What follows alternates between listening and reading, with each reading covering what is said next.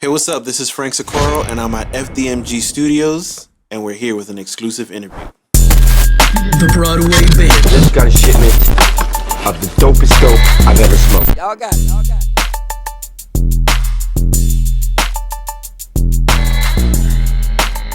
So my name is Frank Socorro, and I've been doing, this audio engineering for approximately 21 years now.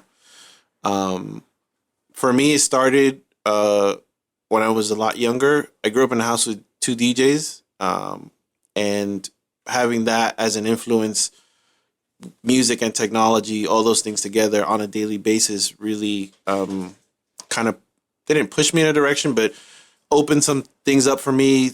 Curiosity mainly about how music was made and the technical aspect. And when I was of age, I decided that was something that I wanted to pursue. So I went to school to become an audio engineer. After graduating, I moved to Miami, and this has been home base for the last 21 years and where I've done a lot of my work. So, yeah.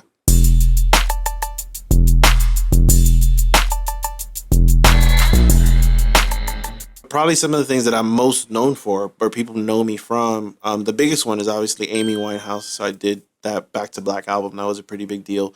But even before that, I had a lot of like really great hip hop records that I worked on. So I've worked with Nas, CeeLo, Big Boy from Outkast, a lot of the people from the Bad Boy camp, including Puff.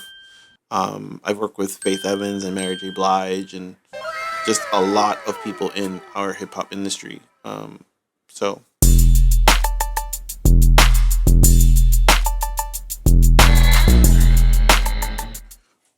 I think anybody who's interested in entering like the creative field of music specifically, one of the biggest things is creating your own lane. So it's really easy to fall into some of the trappings of like, everybody's doing this, I'm going to do it too, to try to get, quote unquote clout or whatever it is that you're trying to get.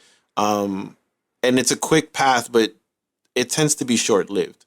So if you really want to be in this industry for a long time and have an actual career and be able to make a living from it, a lot of that comes from blazing your own trail, being true to yourself and to what it is that you're trying to do.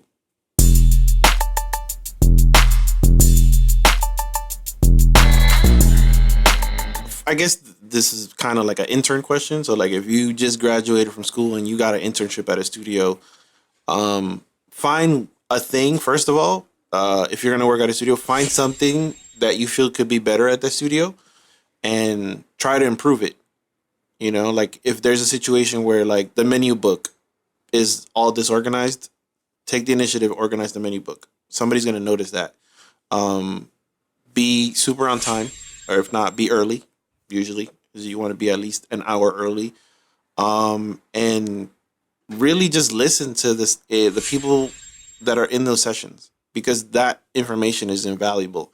Like nobody's ever going to sit down and write a book about everything that everybody said in the studio, because it'd just be way too long and kind of ridiculous. But the reality is every producer, every artist has something that you can learn from, and you should just soak up as much of it as possible, because it will help you avoid situations later on.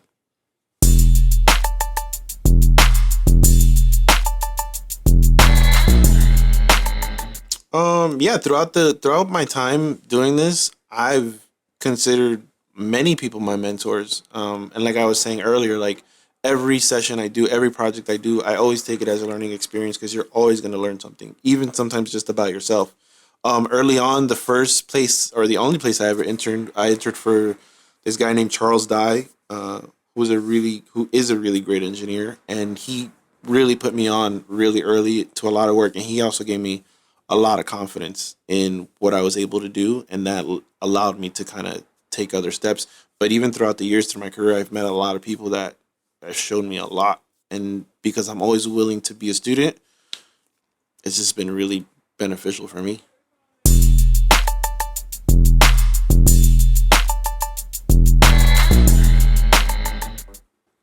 I think about that for all the time. I mean, I'm planning my 70s right now and what I want to be doing when I'm that old. But as far as like the future for me is like continue working, continue educating people in the industry, helping young people do this, which can be difficult and a treacherous path. If you don't have somebody in your corner that can help you out, so I'm always trying to find people to help out, and then just continue working and getting better. I don't think I'll ever be, or I don't think I'll ever not feel like there's something I can't learn or get be better at.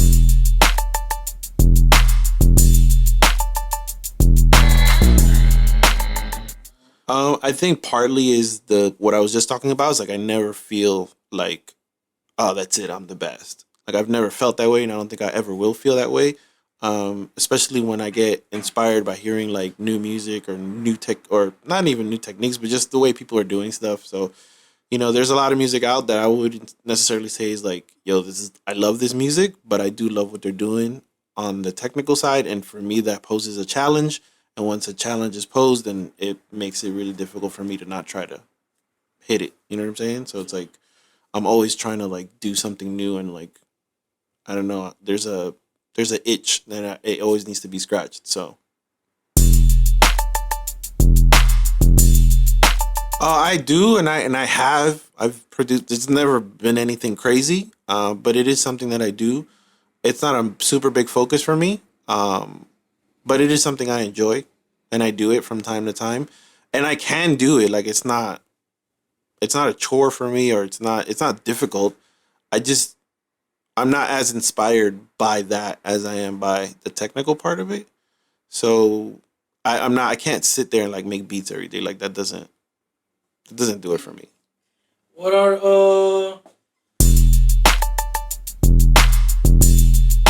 For me,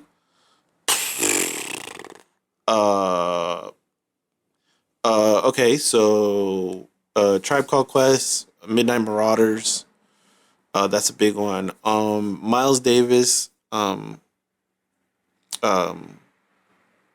fuck, Kinda Blue. It's a pretty standard one, but it's a pretty big deal. It was on. I had a truck and it had a CD player, and it was in the CD player for 2 years. Like it was the only CD in there, so I listened to it for mad long. Uh, I don't know. Then there's a bunch of them. There's a lot. rotating ones? Yeah, like Illmatic, I've bought like 10 times. The Chronic is really obviously most of these are hip hop albums, so that's really some of my bigger influence, especially like because of my age. Early '90s stuff was like really big for me.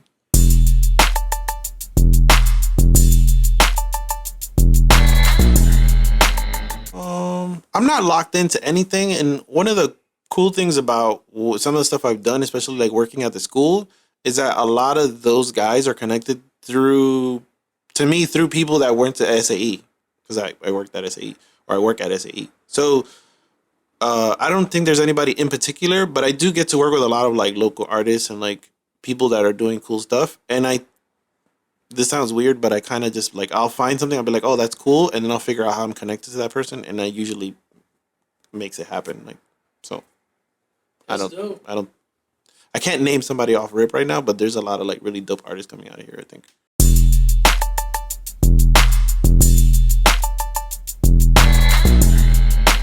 So I think that's a really great question. That's one of the things that I think about all the time. I don't think that I'll ever like completely just stop mixing, but I definitely know in my heart that I feel like I'll transition to more teaching than anything else. And like, because at some point, like, I'm not gonna get the music. Like, you're just gonna be old and you're just gonna be like, yeah, it's like you just don't get it anymore. Like, it's not for you. So I feel like at that point, I should just be sharing my knowledge and you know being on my boat.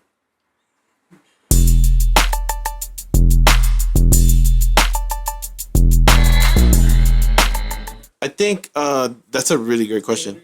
It's a really good question. It's something that is coming up on a regular basis nowadays. I think the future of like educating people in technology is going to be more of a one-on-one, whether it be over the computer, like live, and then we meet like once a month kind of thing.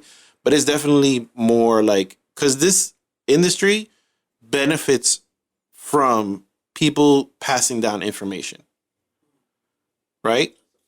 Like I had this conversation just recently with some people, and I was explaining to them how there's a generation of people who are engineering who never went through the intern, assistant, I became an engineer process, and they jumped. They went to school, they learned how to do something, and they were thrown into the situation.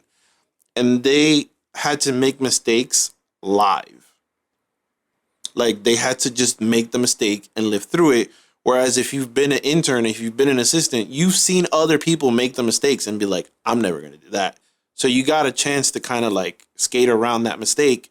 And when it was time for you, to actually do it, you had so much information already because you've seen people go through it that you were in a better place to have a longer career. So it's not like older guys don't want to like pass the torch. It's just like they were better prepared to be in the industry for longer because they saw and got a lot of information. Like people going like, yo, don't do this, and learning how to navigate. Whereas a lot of young guys are in the business and they're having to just go through it live. Like, and when I say live, I mean like this happened right now. I just got kicked out of the session because I did X, Y, and Z, and I didn't know you weren't supposed to do that. So.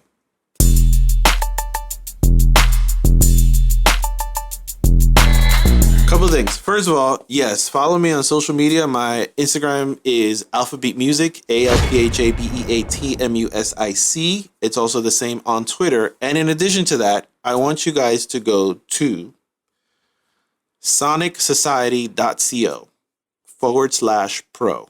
And that's an email list that I'm actually creating where I'm going to be working with people one-on-one. So if you're interested, just go to sonicsociety.co/pro, put in your email. You'll get an email from me directly right after that, and we can start communicating and figure out how I can help you be better at your job.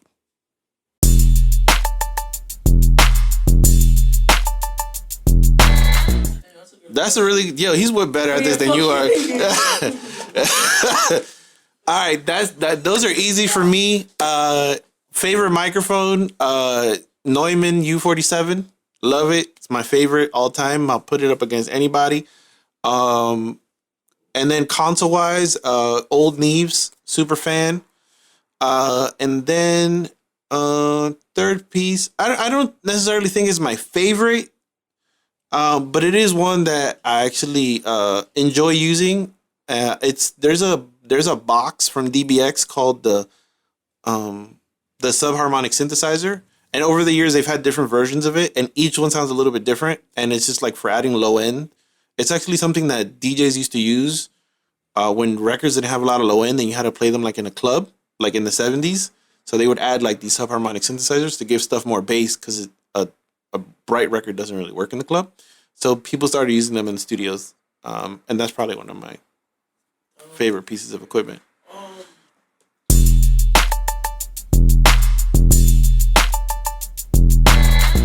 Waffles all day because they're crunchy, and then inside's like a cake, and you can put stuff on top of them and it doesn't move.